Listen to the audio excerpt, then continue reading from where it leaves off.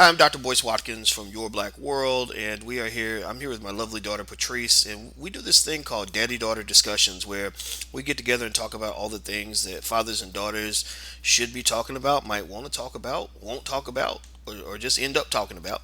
How you doing today, Patrice? I'm doing fine. How are you? I'm doing very well. You look very happy today. You're smiling. I'm good. Good, good, good. Well, I just got back from my trip, so we were talking while I was traveling about getting together as soon as I got back. And within a day or two, you reached out to me, and well, actually, you reached out to me about something I reached out to you about Laura Govan. She's a reality TV star, right? Is that what she does, like Basketball Wives or something like that? Yeah, she was married to Gilbert Arenas. Oh, okay. That's right. And Gilbert Arenas was the guy who played. He was really good for a while, and he made a lot of money, and then he just disappeared. Yeah. I don't know if you know what happened to him. It was kind of strange, but anyway, she's one of the many women on these shows, Basketball Wives, who I guess miraculously became famous because they happened to have the baby with the right person. A lot of the Basketball Wives have never actually been wives or married to anybody, so maybe they should call the show Basketball Baby Mamas. But that's beside the point. Ain't no wrong with being a baby mama per se. Just, but I mean, why would you be called a wife if you're not a wife? I don't. That part I don't get. But whatever. And so Laura, did you say she used to be married to Gilbert Arenas? She was married to him, right? Yeah, I believe they were married. Okay. And like supposedly on the show she had like slept with Shaq or something like that while he was married to Shawnee, and I guess they had her on the show because it created more drama or something. Something like that. Okay then. All right. Well, that's interesting. Okay. Well, Laura was saying, don't go looking for love with athletes, which I thought that was interesting. That really got my attention because that kind of goes back to stuff that you and I talk about sometimes about the different types of men that women might be attracted to and how to sort of figure out the kind of man you might be dealing with. And I don't know if you remember, but one of the things I had said was, I guess the reason this is why her comment struck a chord with me was one of the things I'd always said to you is that you got to know the category, the kind of man you're dealing with, right? Some men are built for commitment, and some men are not. And actually, there was a lady. Did I ever tell you about the article that this lady wrote in the Huffington Post where she was saying, um, she was saying in her title, "Women should not marry attractive men." Mhm. You remember that? Which Yeah, we sound talked about that. which sounds crazy, right? It doesn't even make any sense that someone would say that. But when I read the article, what she was actually saying was she was talking about testosterone, which makes men attractive because it gives them like chiseled features. It literally makes their jaws like a little square. For some reason, women like these square jaws. I don't know what that's about. And it makes them big muscles and makes them really competitive. And competitive men tend to be the alphas. They tend to be the most successful. They have the most money, have the most fame, have the most power. All these things that a lot of women are attracted to. But what she also said is testosterone is linked to infidelity and maybe even abuse sometimes because actually testosterone neutralizes the chemicals in your brain that make you bond with other people. The bonding chemical is called oxytocin, and women have more oxytocin than men. Like men and women both have it, but from what I understand, I'm not an expert here, but from the evolutionary biology classes I sat in on the internet, from this professor at Stanford, he was explaining that women have a lot more oxytocin, which is why a woman's reaction to sex is different from a man's. Like, for example, she said when a woman has an orgasm, her oxytocin levels shoot through the roof. So that's why you ever hear people make jokes where they say, "Oh yeah, if you give her good sex, like she'll just be like up cooking breakfast for you the next morning and calling you the next day." Not every girl, but a lot of girls, it affects their connection to a person. And the lady said this in the article. She said, the guy that you thought you were just messing around with, that you didn't even take seriously, suddenly you're all in love with him and you don't even know why, or you washing his dirty drawers and you don't know why, and you calling him up and you waiting by the phone to hear from him and you don't know why. And she was saying that it's the oxytocin that causes that to happen. Like nothing just happens by accident. So what the scientists say is that testosterone neutralizes oxytocin in men. So men who have a lot of testosterone, athletes, and stuff like that, especially, they on average have higher rates of infidelity because infidelity happens more. It's more likely to happen when number one, you got a lot of options, when you got a lot of girls just throwing it at you, that you're more likely to cheat. And then number two, it happens when you have less guilt about it.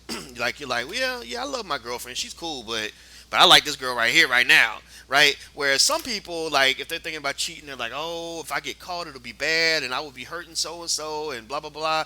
But there's some people who can just do it, and it's just not a big deal. Like, they can literally cheat and forget about it. They'll be like, wait, did I cheat? Oh, that's right, I did. So who cares, right? And people don't understand that. They'll be thinking, oh, well, if he cheated on me, he must not love me. And I'm like, I'll be thinking, oh gosh, you haven't talked to a lot of men, have you? Because a lot of guys I know who do a whole lot of cheating, it ain't got nothing to do with love. It ain't nothing. It's not emotional for them. It's like it's purely physical. It's like she looks good, and I like that right now, but I like that and that and that too. In a way, the best way I could compare it, and I'm gonna shut up and I'm gonna let you talk. I compare it to like the way people pick friends. Like if you have a, let's say you have a best friend, and then you go out into the movies or somewhere or to the mall and you meet another person who another, let's say another girl, and she's real cool, and y'all hit it off and y'all want to be friends, right? Like you're like, yeah, well, let's be friends, right? So when you have a new friend and you like hanging with this new friend, do you think about your best friend and say, well, no, if I become friends with her, I'll be cheating on my best friend? Do you think that? No, you No. don't. You're like, no, we can all be friends. I'll have her as my friend, and her, and her, and her, and now I have 10 friends, which is better than having two friends, right? Well, sometimes some people, and I'm not just gonna say it's just men. It could be women too, I guess, to be politically correct about it. But I do think men and women are different. But there are some people who literally think that way, who literally will say, "Yeah, I love her. I mean, that's my wife. That's my number one everything. But I like her and her and her and her and her." Right? So they think of it almost like the way people think of friends. Like why not have 10 friends? What's wrong with that? Right? So anyway, I'm gonna shut up because before I make people too mad, because people don't like to hear that. Everybody, I hear all these politically correct people that want to really act like men and women are the same. I do not believe that. Men and women, on average, are not the same. They want different things. They think differently. And anybody who thinks that men and women are identical, like, oh well, if a man acts like that, then why can't I do that as a woman? No, it's the same reason that there are things you can do as a woman that I can't really do as a man. Like if you're with your husband and let's say somebody breaks into the house, right? And you, what's gonna happen if you think somebody broke in your house? You're gonna get scared, right? Yeah. Yeah. So you might, let's say you get scared and you hide under the bed and you start crying and shivering because you're so scared because somebody's downstairs. Now, what if your husband hides under the bed with you and he's scared, he's crying, and he's shivering too? Now, what are you gonna think about that man if he does that? That he's a bitch. Exactly, exactly. You're gonna be like, get take your bitch ass home because you need him to be the man. You like, I know you might be scared, but you need to go pick up that baseball bat, that knife, that gun, whatever we got, and you need to go find out what's downstairs in our kitchen. I'll be here under the bed. So men and women, I think, have different expectations based on society. So I'm gonna shut up. What are your thoughts about some of this? Well, I think that a lot of people will disagree with it, but I think that what you're saying is true because I've noticed that the men that I've dated, if they, football players or whatever, they are okay with having sex with other people. But for women, I think when women cheat, it's an emotional cheating, and it doesn't necessarily have to be with someone of the opposite sex or someone that they're attracted to. It could just be with their friends. I think that a lot of times when women go through issues with their spouse, they run and talk to their friends about it. They won't talk to their spouse about it. But then they won't tell their spouse that they spoke to their friends about it. And to me, if you're trying to keep a secret, then that's just as bad as cheating. Hmm. Really? So you think keeping a secret is just as bad as cheating, huh? Yeah, because I mean, you're keeping a secret because you know that you're doing something that's not right. Interesting. Now that's an interesting philosophy. I never thought of it like that. Um, but, Yeah. but what I can say is that I do agree that cheating for men and women seems to be different. It seems to happen for different reasons. I talked to a guy when I was in Spain this week. This guy that I talked to, he brought that topic up, and one of the things he was saying is that in his opinion, and this, of course, you can't generalize and assume it's true for everybody, but he said, in his opinion, he said, by the time a woman cheats on you, she's pretty much done. he said, that's a finality. That is a culmination of a long period of time where she's been thinking about getting rid of you and moving on anyway. So And she's the over it. yeah, the cheating is like just like an action that is a But see, reflection of that's how but she that's what I'm feels. saying. For women, it's more emotional. For men, it's more physical. Physical is quick. emotions, you have to learn to trust people, you have to learn to love people, you have to learn to care about a particular person, and that's where it comes from. And I think that once a woman starts to feel a particular way about another man or whoever in her heart, then she probably is about done with you because she sees something in that person that she feels like she can't get out of you. Women need to be held. Women need shoulders to cry on. Women need to be caressed and spoken to in a particular type of way. Men, they don't need that stuff. They don't care. You know what I Mm, mean? Most men don't care. And I think that when it comes to cheating, men are okay with having sex with other women. A lot of women, not all women, but a lot of women are not okay with just giving anybody their body. So once a woman has worked up to that point where she's having physical interaction with the man that she loves and she likes and she cares about, that means a lot to her.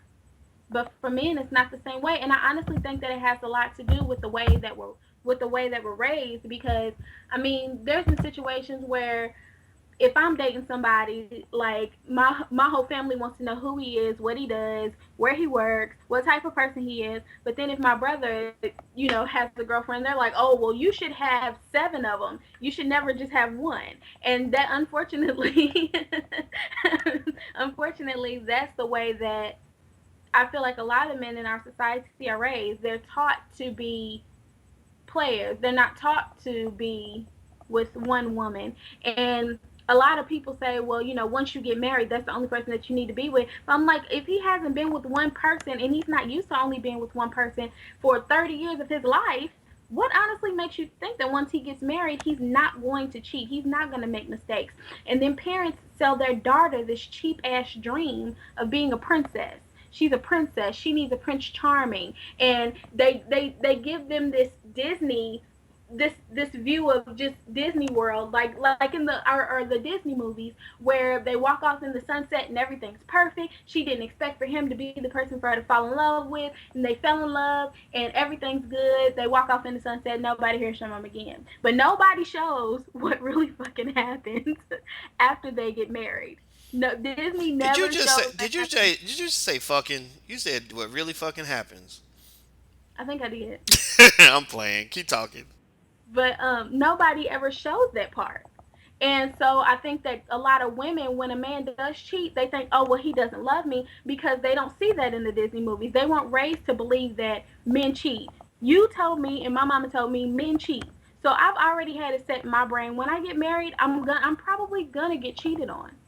There's plenty of ways not to get caught cheating on your spouse. There are ways to keep it out of your spouse's face. So I've decided to myself, I know I'm going to get cheated on. That's okay. The finest women get cheated on.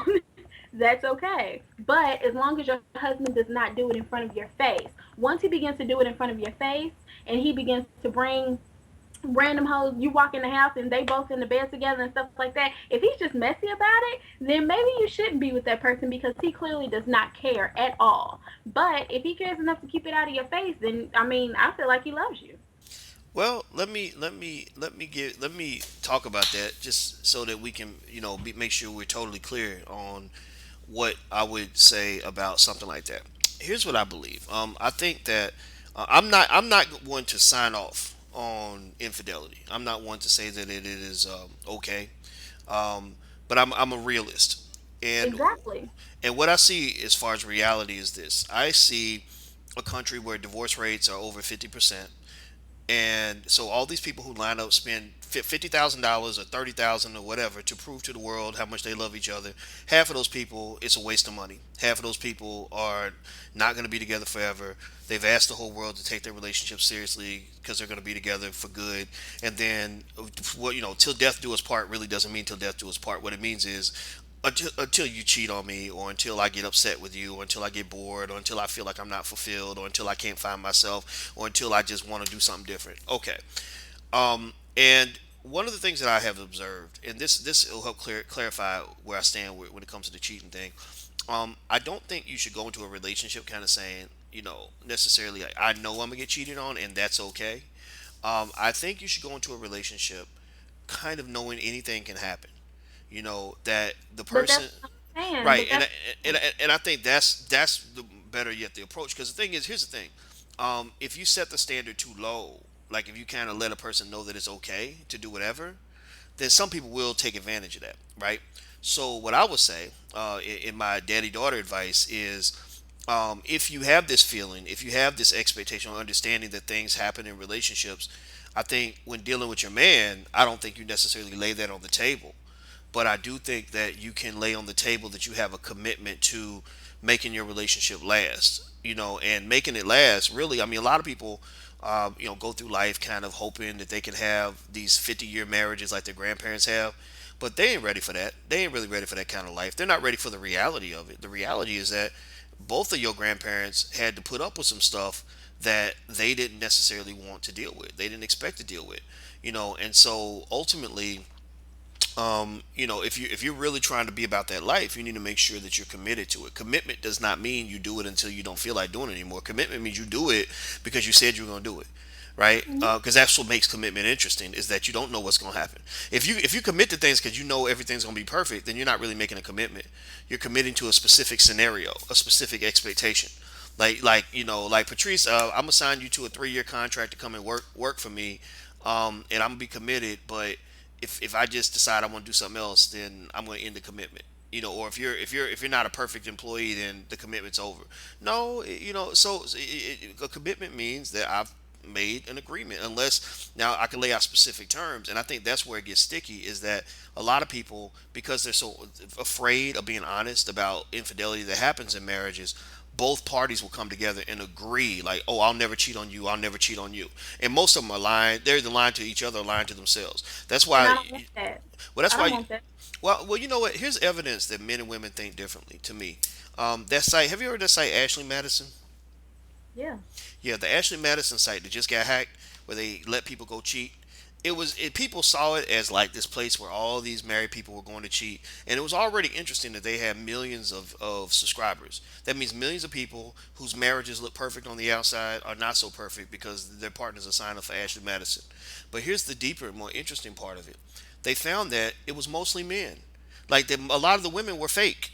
A lot of the women were just there to entertain the men. So, like, I don't know if it was, I don't know, let's say it was 10 million subscribers. It's probably more than that, but let's say it was 10 million subscribers. Like, 9,980,000 of them were dudes. And then there was like 1% women. And one lady did an article where she said, I wanted to see what it's like to be a woman on Ashley Madison. And she said, I felt like a piece of meat being thrown in front of a bunch of hungry dogs. All these dudes competing to have a conversation with me. So, what that really says to me is, number one, that there's a whole lot of unmet needs in a lot of these relationships because people set these expectations that are so high.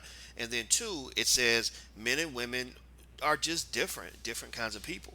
And I don't think there's anything wrong with saying that. So what I would say is that, officially, to be clear, I'm not going to say, I don't think you should go into the relationship saying, well, I know I'm going to get cheated on and I'm fine with it. I think you should go into the relationship saying, I know things happen and I'm committed to this. And Isn't that unless the same thing? it's That's not quite the the same same thing. thing. No, because it's almost like, if you build a house and you get fire insurance, right? Some people think that if you buy fire insurance, that you're expecting your house to catch on fire. No, you don't. You're not expecting your house to catch on fire.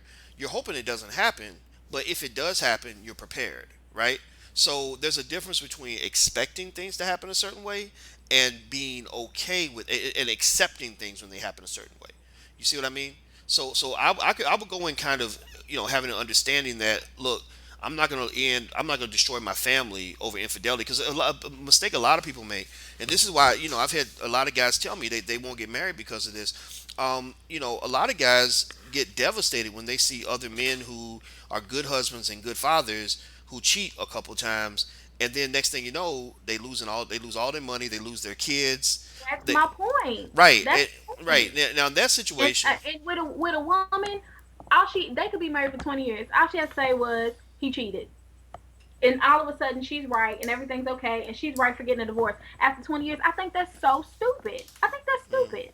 Now I that think that nobody agrees with me ever, and that's okay. I think that is so dumb. You're with somebody for this long, and you catch them one time, and everything's over all of a sudden. That's stupid to me.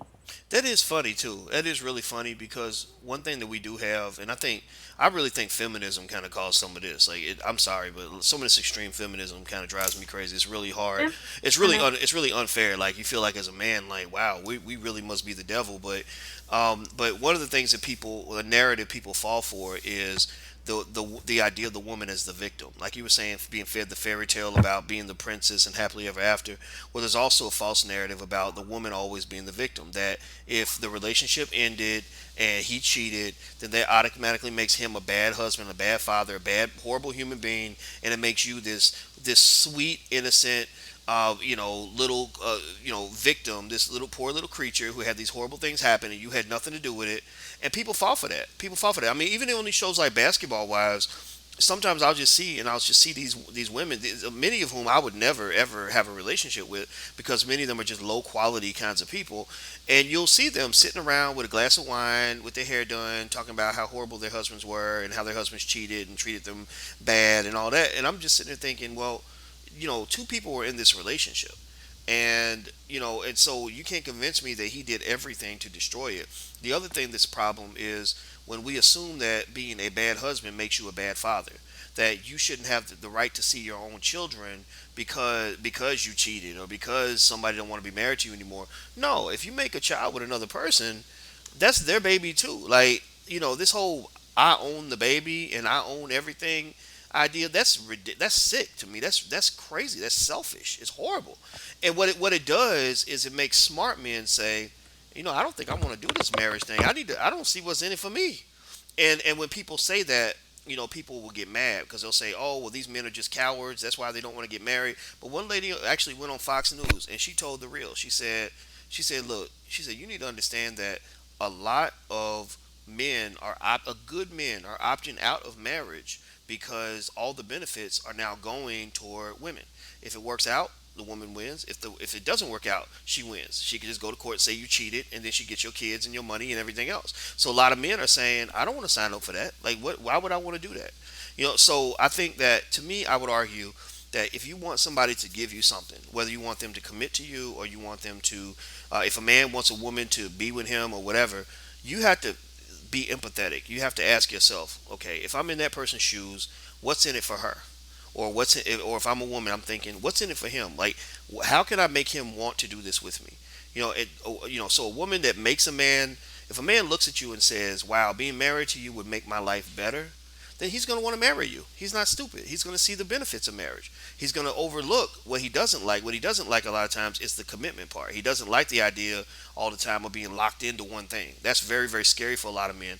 But if you are just such a great and amazing person that he feels that his life will be better by being married to you, then he'll want to make the commitment. Well, the same thing is true with when I tell men, like men who complain about women, not giving them what they want. I just say to them, like, are you doing your part to make it worth her while? Like, okay, you trying to say you want to get her to have sex with you or whatever.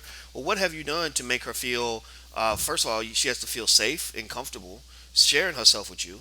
And then two, she has to see the benefits. What are the benefits about it? If they, you think she's gonna do it just because you asked her to do it, or just because called her a name because she wouldn't do it, or have you created a situation that's gonna make her want to do whatever, want to be a part of whatever you want her to be a part of, because she benefits from it. So I think that's what people have to think about. A lot of people don't think about that. They'll just be mad and say, and you'll see this a lot of times. You'll see people that are looking for a husband or looking for something else, and they'll say, I don't understand why nobody wants to be with me or nobody wants to marry me. I'm educated, I'm pretty, I'm this and this and this. And I kind of think, well, something's not right if you're not getting what you want. I mean, it doesn't mean there's something wrong with you, but it means something's not clicking. Well, Either. I think that unfortunately not all women, but a lot of women have this basketball wife mentality now. A lot of them have that Real Housewives of Atlanta mentality where they live in a big house, they're being taken care of, and they don't have to work and they don't have to do anything. Mm, And I think that that's what messes up a lot of men because it's like you think that I'm just supposed to take care of you and you don't have to do nothing. Like I think a good wife, me personally, I feel like a good wife is somebody who doesn't just spend your money, they help you to make money too. mm. She doesn't just nag, or she doesn't nag. I really don't think that nagging is cute. That gets on my nerves. But she doesn't think that complaining all the time is good. She tries to help you with your problems. You know what I'm saying? Like if she's adding on to every issue that you have in your life, then that's not the woman that you need to marry. But if she what was I say? If she adds progress or adds positivity to your life, then maybe that's the woman that you need to marry. And a lot of men, unfortunately, are going the Kanye West route and they're marrying Kim Kardashian types or Instagram models, you know what I'm saying? Just the women that look good, and they're not really focusing on what can she bring to the table when she doesn't look good anymore. Because one thing about a lot of these models and these pretty girls that you see, there is always somebody who's 16 or 17 years old right now who's waiting to take their place. Mm. And by the time they're 25, nobody remembers the 40-year-old who was super duper sexy when she was 25. Nobody's going to remember her no more because there's somebody new, there's something new.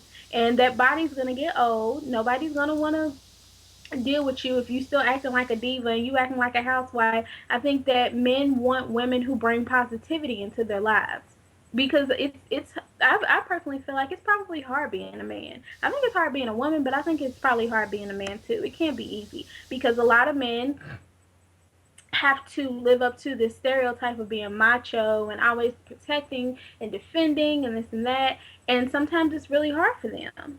So if a woman is constantly making it seem like you're supposed to be Superman and she ain't supposed to do nothing, then that's a problem. Well, I do agree with that point that in general, I think that, men and women are alike make bad decisions sometimes when it comes to relationships. Sometimes we don't know the difference between what we want and what we need, and so sometimes you'll see men who will marry the absolute wrong type of woman in the wrong type of situation, and they might pass over the woman who would have been a much better spouse. So what I would say is that smart men, will look at that diva basketball wife mentality and say, I don't want to be a part of that. I want a spouse who's going to be a good teammate, who's going to help my life become better than what it was when I was single. Because because you're already signing on for the commitment part of it, which is definitely difficult for some people. But then on top of that, you're signing on to the commitment of taking care of another grown person as if they're a child. Nobody wants to do that. Nobody, and so what I would generally say, without telling anybody what to do per se, is I would tell women, you know, if you are evaluating what kind of a mate you would be for a man, you got to look beyond, the length of your hair and the size of your butt. Like that's not really going to be the defining factor of who he picks as a wife. Now he might want to go look at your pictures on Facebook. If you're taking selfies with your butt out, he's gonna be on your Facebook every day, and he gonna love it. But when he goes and picks a wife, he's gonna pick that girl who is loyal, who she might be modest. Like you might not understand. Like wait a minute, as sexy as I am, why would he pick her? Well, because he's thinking about a woman who's going to be a mother to his kids, who's going to be a queen of his household. When you're looking at a And queen, he's also thinking about the woman who hasn't shown off everything that she has to every other man in your city. that too, If that too. every man has seen if every man has seen what you have or what your woman has, then more than likely you're not going to value that woman because she enjoys putting herself on the market. She wants to be taken by anybody who's willing to pick her up. There's a particular type of woman who deserves to be a wife. Well, you know what? Would I say that a woman does not deserve to be a wife? I'm not going to say that, but what I will say is that there is a price to be paid to be a spouse. Period. And if you're not prepared to pay the price, then you're not going to be. Nobody's going to want to make that commitment with you. And the thing about it is, and this is what I talk to you about all the time, is that getting all attention from men is not good attention. Not every man wants you for the same thing. It's just like if you're looking for jobs, and you get 50 job offers, but 49 of them are jobs to like sweep the floor or work in the mail room or take out the garbage. Those might not be the jobs you're looking for. You might be like, wait a minute, I went to college. Like, I want a job working in the office. I want to be an accountant. Like, I don't want to, so you can't sit here and say, well, look at me. I got 50 job offers and you only got two. But if they got quality job offers and you got bad job offers, then who's in a better position? So I think the same thing is true when it comes to opportunities with men. Like I knew a lady one time who told me, she was like, "Oh yeah, I ain't never got no problem finding a man. I ain't got no problem keeping a man. I ain't got no problem getting a man to call me or whatever." But really, when I looked at the men that were calling her, these were, number one, these guys were like anything the dog dragged in, number one. Number two, they didn't really want her for anything other than to spend the night or the weekend with her. That was what they wanted. They weren't showing up saying, "I want to propose," or "I want to be with you for good." They were showing up saying, "Are you still offering sex? Because I'd like some, please." And so, again, so I'm not gonna dog out anybody's strategy, but what I would say is that sometimes you'll see women on Facebook, unfortunately, maybe they didn't get enough attention from their dads and stuff like that, but they seem to be seeking a certain kind of attention, and I don't really know. And they'll get 1,000 likes. Like they'll take a picture of breasts out, booty out, and get a whole bunch of likes from all these dudes who are making all these comments and stuff like that. But you just gotta be real cautious about that, because a lot of these men are not. They ain't thinking about nothing other than sex. So when you're picking a mate, in my opinion, I think for women, you have to know the difference between the serious offers and the not so serious. Also, like Willie D from the Ghetto Boys, he used to say you can't turn a hoe into a housewife. Well, that's true for women too. Like with certain men, there's some men who are not going to be your husband. They're not cut out to be anybody's husband for anybody. They're just not ready for it. They're not going to be good at it. And then there are some men who are more ready for it. And if you only pick men from the wrong category, then what'll happen is you'll end up like poor Halle Berry with all these broken relationships, and everybody is like confused. Like she's so pretty. Why don't her relationships last? Why do her men cheat on her? Who would cheat on Halle Berry? I'll tell you who cheat on Halle Berry. Eric Benet, because Eric Benet's a sex addict who got more women than he can count.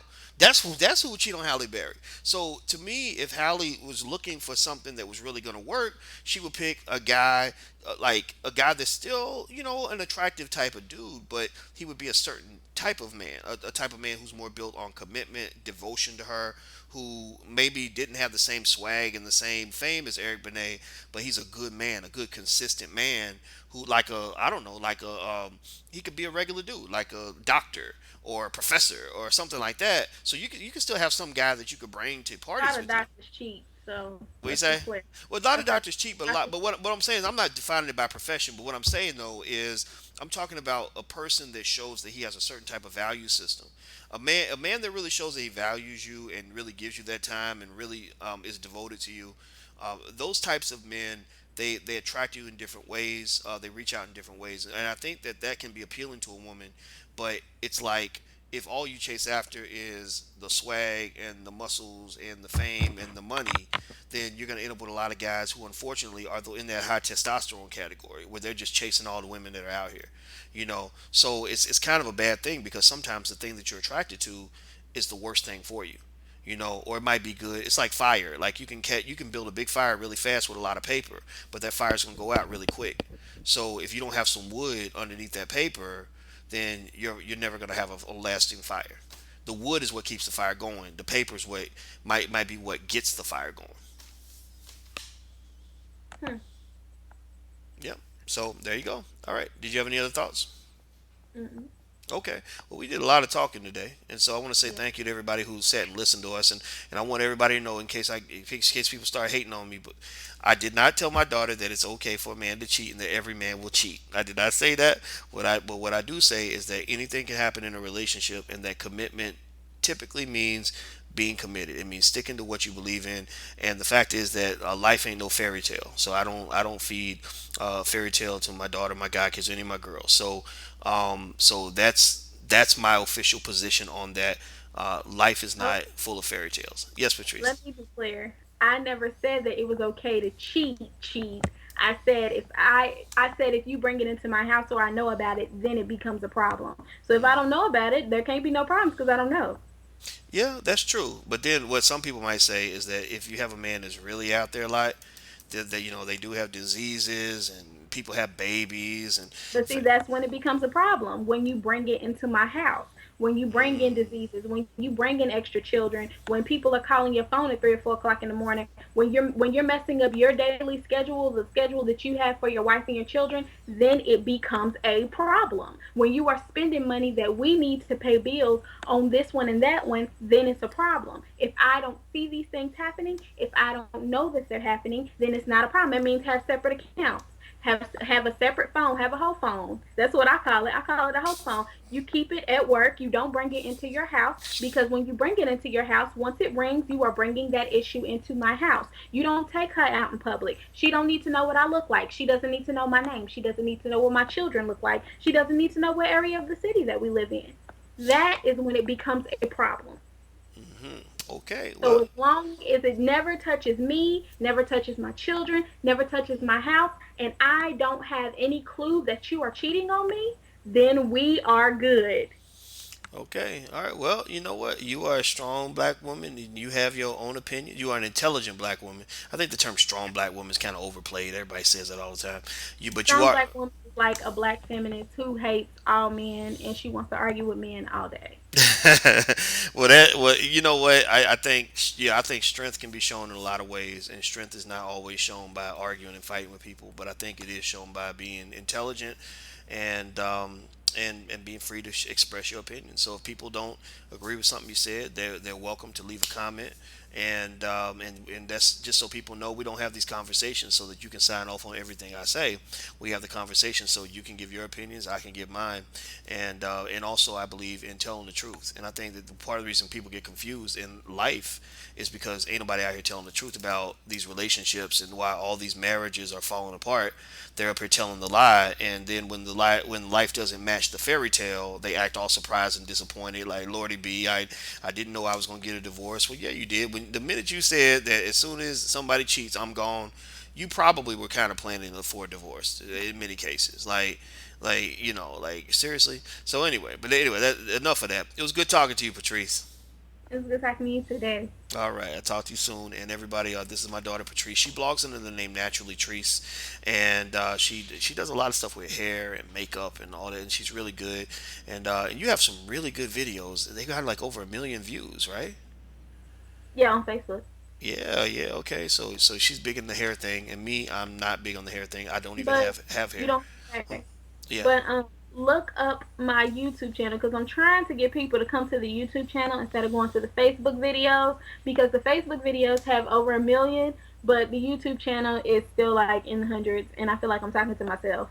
No, well, you're not talking to yourself, and it takes time. So just so people are wondering, it does take time to build a YouTube channel. But right now, believe me, people are watching this video right now because our YouTube channel has about 75,000 subscribers.